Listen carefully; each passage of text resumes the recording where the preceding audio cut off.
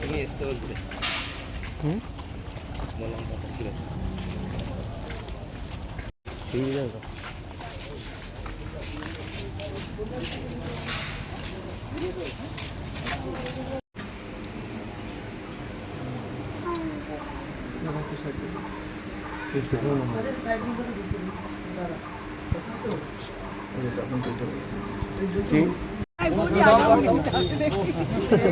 ঠিক আছে ঠিক আছে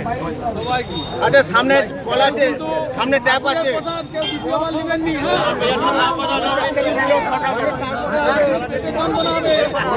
আজকে মূলত যে বিষয়টার জন্য আমার এই মঠে আজকে বিশেষ পুজো হতে আসা বা বিশেষ পুজো দিতে আসা সেটা হচ্ছে আমাদের কেন্দ্রীয় সরকারের 12 বছর পূর্তি উপলক্ষে আমরা সমগ্র দেশ জুড়ে আমাদের সমস্ত নেতৃত্ব বা কর্মী সমর্থক প্রত্যেকে একসাথে আমরা সমগ্র দেশেই বিভিন্ন মঠে মন্দিরে আজকে পূজা অর্চনার সাথে অংশগ্রহণ করছি এবং সমগ্র ভারতবর্ষের কল্যাণের জন্য আমরা ঠাকুরের কাছে প্রার্থনা করছি। কোথায় আমি গোঘাট বিধানসভায় আমার গোঘাটের সমস্ত কার্যকর্তা এবং কর্মীদেরকে নিয়ে আজকে কামারপুকুর শ্রীরামকৃষ্ণ মঠ ও মিশনে আজকে ঠাকুরের চরণে অঞ্জলি দিলাম, পুজো দিলাম এবং ঠাকুরের কাছে এই প্রার্থনা করলাম যে আগামী দিনে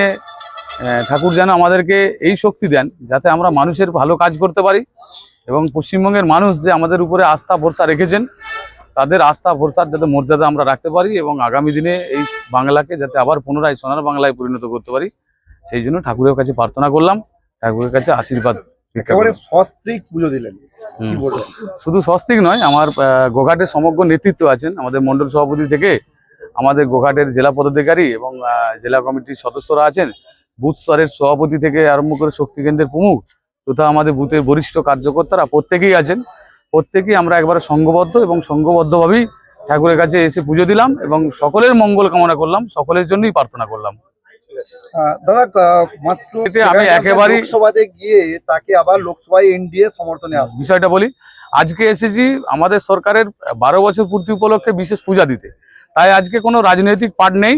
আজকে শুধু সমগ্র গোঘাটবাসীর কল্যাণের জন্য পুজো দিলাম, গোঘাটবাসীর আগামী দিন যাতে ভালো থাকেন, সুস্থ থাকেন, সুন্দর থাকেন তার জন্যই পুজো দিলাম আর তার জন্যই প্রার্থনা করলাম। তাই আজকে নো রাজনৈতিক কোনো কমেন্ট।